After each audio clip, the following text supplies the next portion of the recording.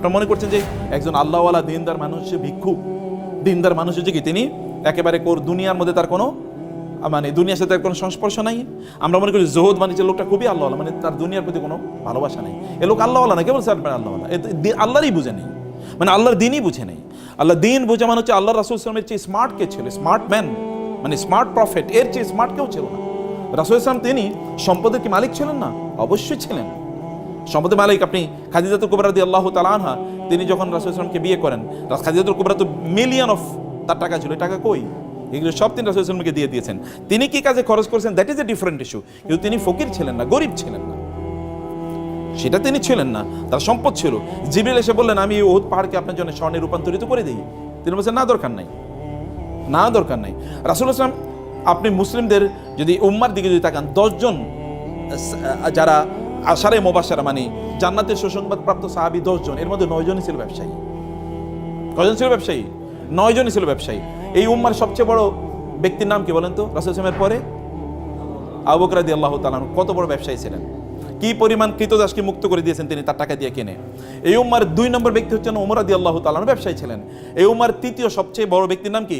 ওসমান রাদিয়াল্লাহু তাআলা, সবচেয়ে নামই তো ওসমান গনি, মানে ওসমান ধনী, ওসমান দা রিচ, নামের অর্থ ওসমান দা রিচ।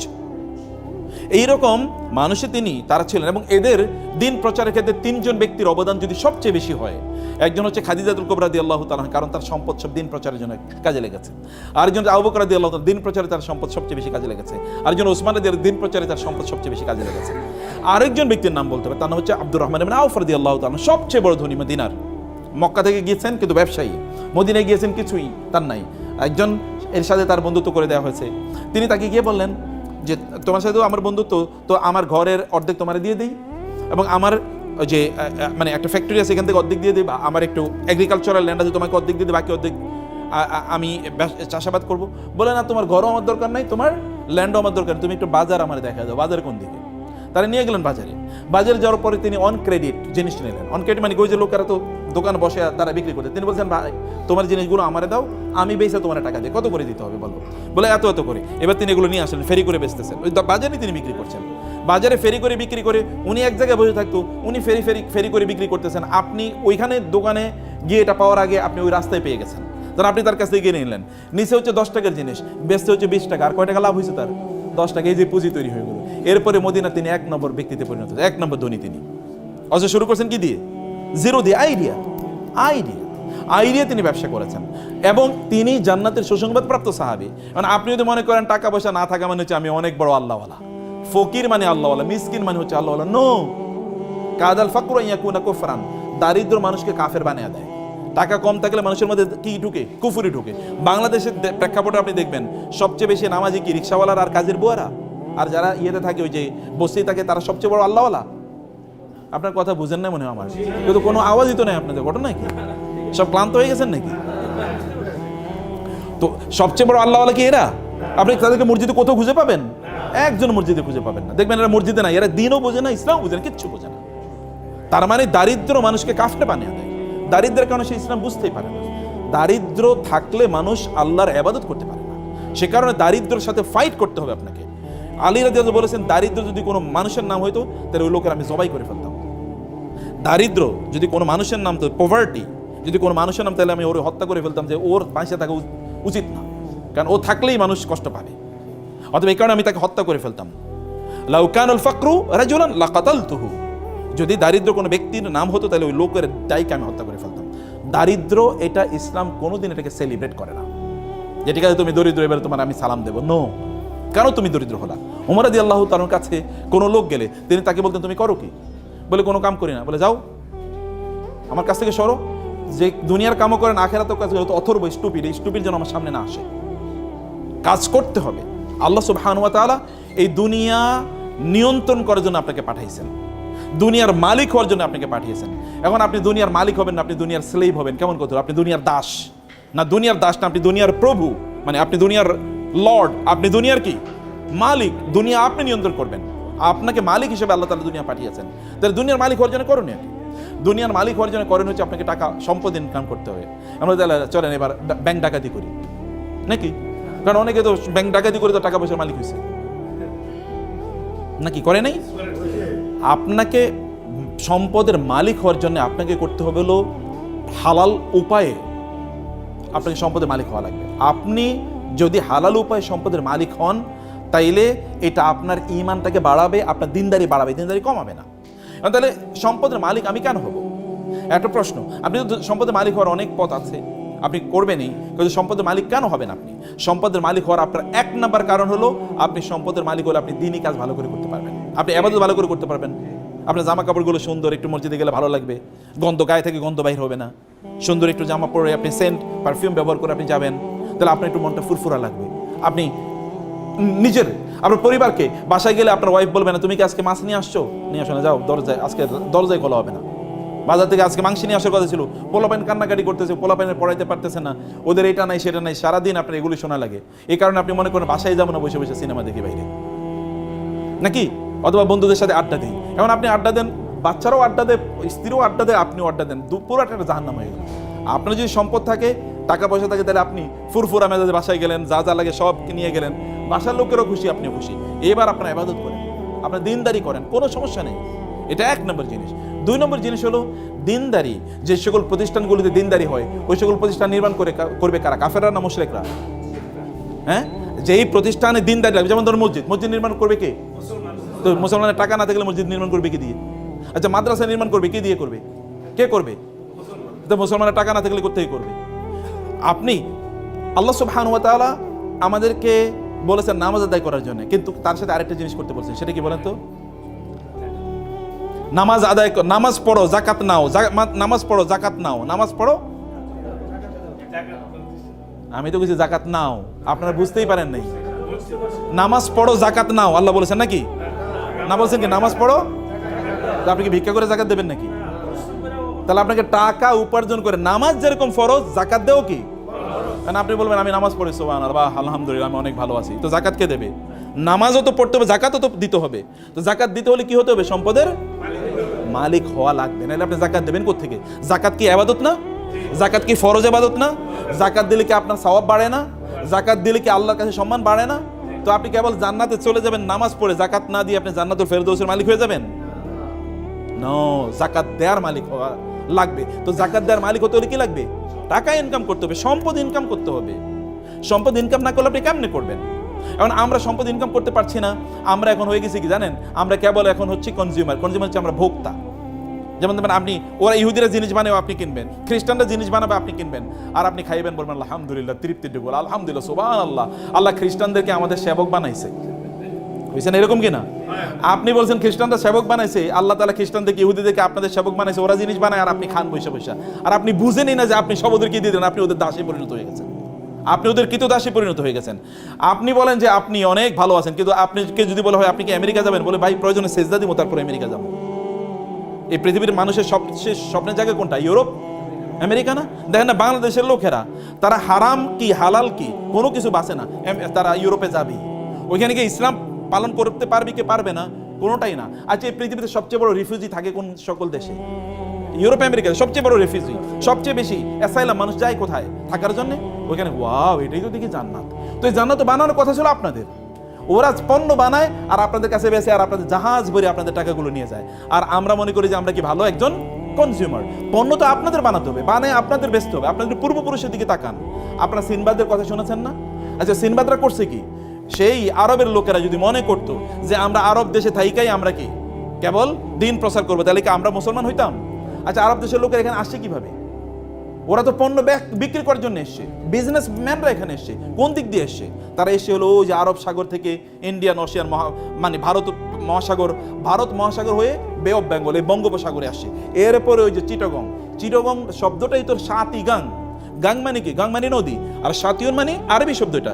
চিটগং শব্দটা আরবি, সাতিগং হচ্ছে নদীর কুল, নদীর উপকূল, মানে ওইখান দিয়ে এসে তারা এখানে থাকতো। এইখান থেকে তারপরে তারা মালয়েশিয়া যেত, এখান থেকে তারা ইন্দোনেশিয়াতে যেত। মালয়েশিয়া ইন্দোনেশিয়াতে নাইলে ইসলাম গেল কিভাবে? জাহাজে গেছে। তখন কি জাহাজ ছিল? তখন কি আপনার প্লেন ছিল? না, এই নৌকা দিয়ে তারা বিশাল বড় ইয়ে ছিল, কি বলে, পাল। এই পাল তোলা নৌকা বা জাহাজে তারা এখানে ইসলাম নিয়ে এসে পণ্য বিক্রি করতে এসে। কিন্তু পণ্যের সাথে তারা কি বিক্রি করছে? তারা ইসলাম সেল করেছে পণ্যের সাথে। পণ্য কিনতে গিয়ে লোকেরা দেখলো এ তো ভালো মানুষ, দেখি ফেরেশতা, এরকম লোক তো আর কোথাও দেখি না। এত ভালো মানুষ, পণ্য বিক্রি করতে এসে কিন্তু এরা কি এসা ইসলাম প্রচার করে গেছে, ব্যবসায়ীর ইসলাম প্রচার করছে। আমার মতো এরকম আপনি শাহজালাল শাহপরান কয়জন এসছে, কিন্তু তার চেয়ে বেশি, হাজার গুণে বেশি এসে কারা? ব্যবসায়ীরা।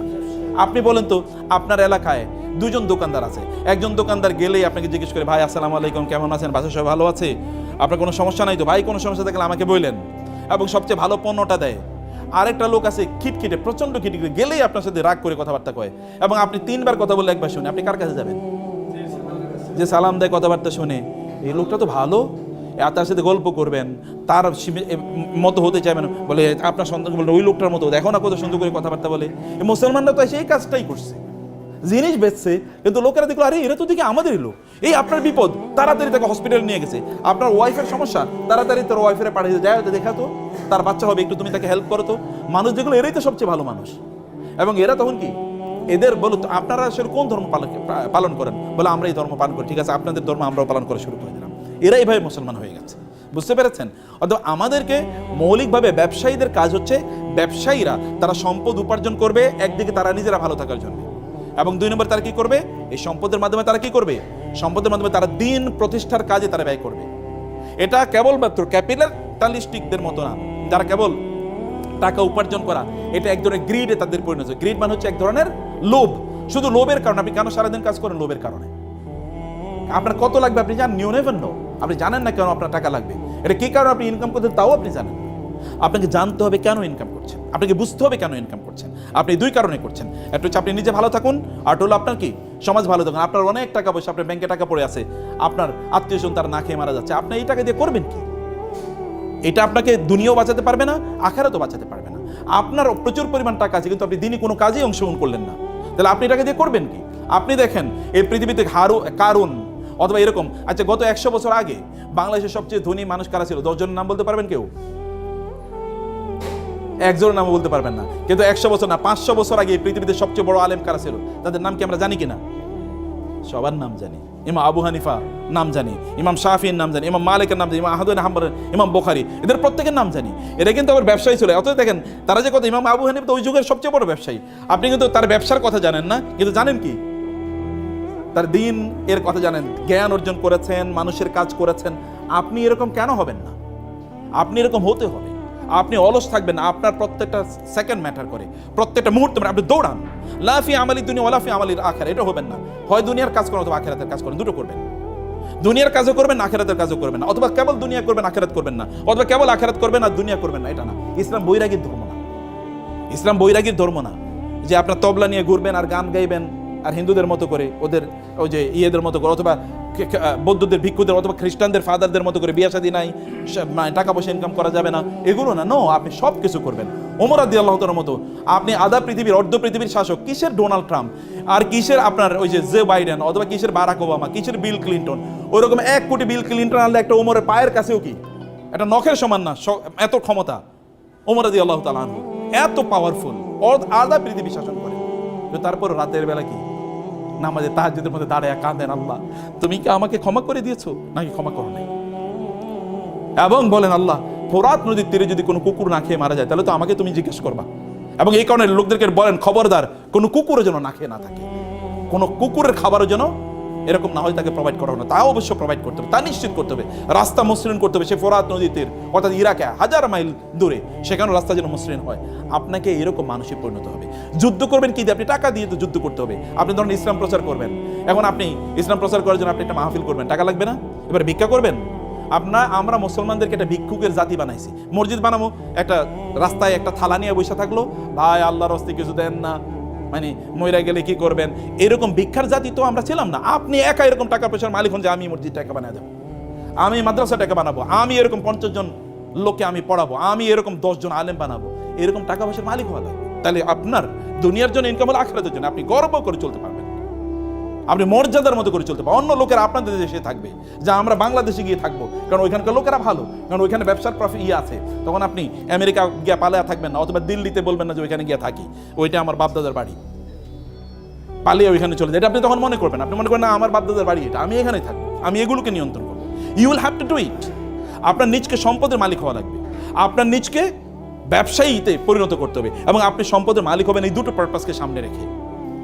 এই দুটো পারপাস সামনে রেখে। এবং তাইলে আপনি দেখবেন যে আপনি ওয়াইদুল লাহুম মাসতাতা'তুম মিন কুওয়াতিন ওয়া বিররিবাতিল খাইলি, আল্লাহ তাআলা রাসূলকে বলেছেন আপনি ওদের বিরুদ্ধে যুদ্ধ করার জন্য ঘোড়ার আস্তাবল তৈরি করুন। এখন ঘোড়ার আস্তাবল কেন তৈরি করে, কি দিয়ে তৈরি করে বলেন? ঘোড়ার আস্তাবল মানে আপনার সবচেয়ে ভালো দামি ঘোড়া এখানে উৎপাদন করা লাগবে। আবার গাড়ির দামি ঘোড়া উৎপাদন করলে ঘোড়ার খাবার দেওয়া লাগবে না? খাবার আপনাকে তার মানে আলাদা কি, এই যে মানে বিভিন্ন প্রাণীর যে খাবার এগুলোকে ফিস্ট না বলে, হ্যাঁ এই যে বিভিন্ন এগুলো আপনার ফিস্টের জন্য আপনাকে আলাদা ফ্যাক্টরি ডেভেলপ করা লাগবে। আবার এগুলো ধরেন রোগ আছে, রোগের চিকিৎসা করার জন্য কি আলাদা এই যে ভেটেরিনারি সিস্টেম আপনাকে ডেভেলপ করা লাগবে। আবার এগুলোকে বিক্রি করার জন্য আলাদা বাজার ব্যবস্থা তৈরি করতে হবে, চেন মার্কেট মানে সাপ্লাই চেইন ম্যানেজমেন্ট আপনাকে তৈরি করতে হবে, আপনাকে আলাদা দক্ষ লোক তৈরি করতে হবে। এটা হিউজ ইন্ডাস্ট্রি। আল্লাহ তার রাসূলকে বলছেন মদিনা ইন্ডাস্ট্রি ডেভেলপ করেন, কারণ এটা অ্যাগ্রারিয়ান ইকোনমি, ওখানে কেবল এগ্রিকালচারাল প্রোডাকশন হয়, এগ্রিকালচার তো থাকবে, তার পাশাপাশি ইন্ডাস্ট্রি তৈরি করেন। 1500 বছর আগে আল্লাহ রাসূলকে বলছেন ইন্ডাস্ট্রি তৈরি করেন, আর আমরা 1500 বছর পরে এসে আমরা কোনো ইন্ডাস্ট্রি ডেভেলপ করলাম না। আপনি ডেভেলপ করা লাগবে, সমাজের মানুষের জন্য কাজ করতে হলে আপনাকে সম্পদের মালিক হওয়া লাগবে। কিন্তু সম্পদ যেন আপনার অন্তরে না চলে যায়। সম্পদ থাকবে কোথায়? হাতে থাকবে সম্পদ, কিন্তু অন্তরে থাকবে কি আল্লাহ। আল্লাহ থাকবেন অন্তরে, হাতে থাকবে সম্পদ, এর মাধ্যমে গোটা পৃথিবীর মালিক আমরাই হয়ে যাব। আমাদের পূর্বপুরুষরা প্রায় 1200 বছর একচ্ছত্রভাবে গোটা পৃথিবী চালাইছে। আপনাদের বাপদাদারা, ভালো করে শুনেন, আপনাদের বাপদাদা মানে কি? আমাদের পূর্বপুরুষরা, এরা এই ইন্ডিয়ান সাবকন্টিনেন্ট কত বছর চালাইছে মুসলমানরা বলেন তো? কি যে 200 বছর, কি বলেন 800 বছর। এই ইন্ডিয়া মুসলমানদের অধীনে, মোগলদের অধীনে, এটা 800 বছর ছিল, 800। ইউরোপ, এই যে আজকে যে ইউরোপ দেখতে পাচ্ছেন আপনার, এত ইন্ডাস্ট্রিয়াল ডেভেলপমেন্ট, এই পুরা ইউরোপ তৈরি করছে মুসলমানরা। ইউরোপের লোকেরা আগে বছরে তারা 2-3 দিন গোসল করতো, যেমন শাহবাগীরা বছরে 1-2 বার গোসল করে। অথবা দেখবেন আপনি হিন্দুরা, ওরা মনে করে গোসল কম করা ভালো। বুঝতে পেরেছেন? এটা ইউরোপিয়ানদের, এটা তাদের ছিল যে গোসল কম করলে আল্লাহওয়ালা হওয়া যায়। এটা আমি একটু বুদ্ধিজীবী টাইপ। এবং ওরা নারীদেরকে, এখানকার হিন্দুদের মতো ওদের নারীদেরকে ওরা জীবন্ত হত্যা করতো। স্বামী মারা গেছে, এই মহিলারা বাঁচিয়ে রাখার দরকার নাই। এবং রাস্তাঘাট সব অন্ধকারের মধ্যে জীবনযাপন করতো। মুসলমানরা ওইখানে গিয়ে তারা বলছেন রাস্তা হবে, রাস্তার মধ্যে কি এই যে নিয়ন লাইট এখন দেখছেন না, এটা মুসলমানরা এখন থেকে 1200 বছর আগে তৈরি করছে। মুসলমানরা এখন ইউরোপের বাড়িঘরগুলো দেখবেন মুসলমানদের, ওই আলহামরা, আপনারা ইন্টারনেট যদি ঘাটতে বুঝেন তাহলে আলহামরা বলে একটা সার্চ দেবেন। আলহামরা এটা স্পেনের প্রাসাদের নাম আলহামরা। এই আলহামরার মতো করে এখন ইংল্যান্ডের সকল বাড়িঘর আলহামরার মতো, মানে ওইখান থেকে ওরা শিখেছে architecture, building technology, civil engineering, mechanical engineering, এগুলো সব মুসলমানদের অবদান। মেডিকেল সায়েন্স মুসলমানদের, ফুল মেডিকেল সায়েন্সটা মুসলমানরা ডেভেলপ করছে, যেটাকে ইবনে সিনা বলা হয়, he is father of medical science. এবং এই যে ওষুধ বানানোর ফুল পদ্ধতিটা মুসলমানদের আবিষ্কার, কেমিস্ট্রি পুরোটা মুসলমানদের আবিষ্কার, ফিজিক্স পুরোটা মুসলমানদের, নিউটন এটা তো মুসলমানদের সূত্র চুরি করে জাবের ইবনে আল হাইসামের সূত্র 4.5 বছর আগে, 450 বছর আগে জাবের ইবনে হাইয়ান এই সূত্র দিয়েছে। ওই সূত্র চুরি করে তারপরে নিউটনের সূত্র বানাইছে। এখন এই কথা তো আমরা বলতে পারি না, কারণ আমরা তো এখন কি, এখন হচ্ছে আমরা দুর্বল। আমরা এই কথা বললে মানুষ বলে এটা পাগল। আমাদের সন্তানরাই তো বিশ্বাস করবে না, আমাদের সন্তানরাই বিশ্বাস করবে না। অথচ পৃথিবীর এখনো মুসলমানদের হাতে প্রায় 70,000 এরকম বিজ্ঞানের বই আছে, যেগুলো যদি এখন অনুবাদ করা যেত তাহলে গোটা পৃথিবী ম্যাচমারেজ হয়ে যেত। কিন্তু কে করবে? এখন তো মুসলমানরা কেবল খায় দায় ফুর্তি করো। আপনার টাকা হলে আপনি ইউরোপে গিয়ে একটা ট্যুর দিয়ে আসবেন, যে ওইখানে যাই, তাই না? কারণ ওইখানে গেলেই তো এখনো মুসলমানরা ধরেন 40,000 ফিট উপরে উঠার পরে এরপরে ওই যে আপনার বিমান বালাকাটাকে বলে লাল পানি আছে, লাল পানি আছে, এই আশপাশে তাকায়, কেউ দেখা যায় পরিচিত কেউ একটু লাল পানি দাও, কারণ বাসায় দেশে খাইতে পারে না, ওইখানে গিয়ে একটু লাল পানি খায়। এই চরিত্রওয়ালা মুসলমানকে দিয়ে কি হবে? আপনাকে চরিত্রবান হওয়া লাগবে। টাকা পয়সার মালিক হন, গোটা পৃথিবী নিয়ন্ত্রণ